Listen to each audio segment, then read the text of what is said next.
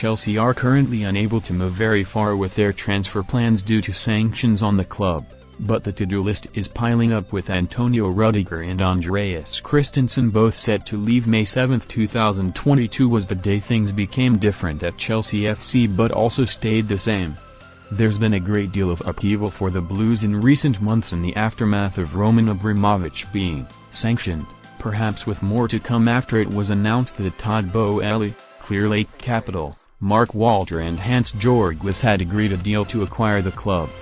Thomas Tuchel and the club as a whole have had to work under a number of conditions to satisfy the special license awarded to allow Chelsea to continue operate despite the identity of their owner. The situation sent a takeover process into overdrive, with little time to work with given the license provided is set to expire by the end of May. As things stand, Chelsea are unable to engage in new agreements including player contracts and transfer talks, precluding them from resolving a number of squad issues and preparing for the summer transfer window. The club have seen Antonio Rudiger decide to leave during this period, though it looked on the cards for some time, while a number of players including N'Golo Kante and Jorginho will soon be in the final years of their contract.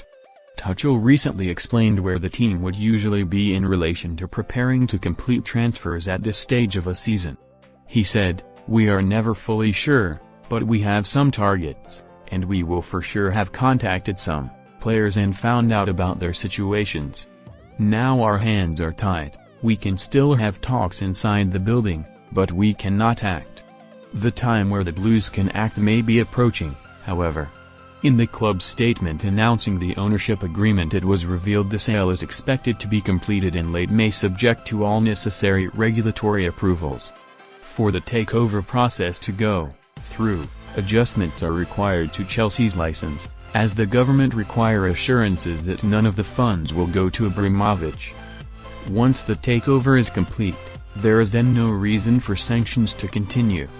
June 10 will then see the transfer window open for Premier League clubs, earlier than usual with the season being brought forward due to the World Cup at the end of the year. However, there is no denying that Chelsea's preparations for the transfer window have been made more difficult, and under new owners, rivals may seek to take advantage with their pricing.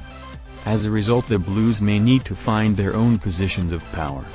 The Blues have seen the difficulty firsthand when players reach the final year of their contract, and to not be overcharged, may be best to look for such situations to help replenish a defense set to lose Rudiger, Andreas Christensen and potentially more. Chelsea already appear to have interest in the likes of N'Golo Kante, N'Golo Wyss and Bremer and Josko Gvardiol among others.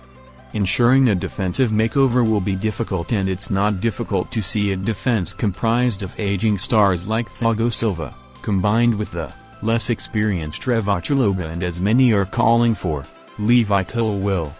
At just 19, it is difficult to expect too much of Colwill, and Rudiger would have helped guide through a period of development without overcommitting. Perhaps an old Chelsea target can offer a convenient opportunity, however. Kalidou Koulibaly is set to enter the final year of his contract at Napoli. The Senegalese teammate of Edouard Mendy has been linked to both Manchester clubs in addition to the Blues in recent seasons, with notorious Napoli owner Aurelio De Laurentiis proving difficult to negotiate with. A bid in the region of €100 million, €85.6 million, is said to have even been turned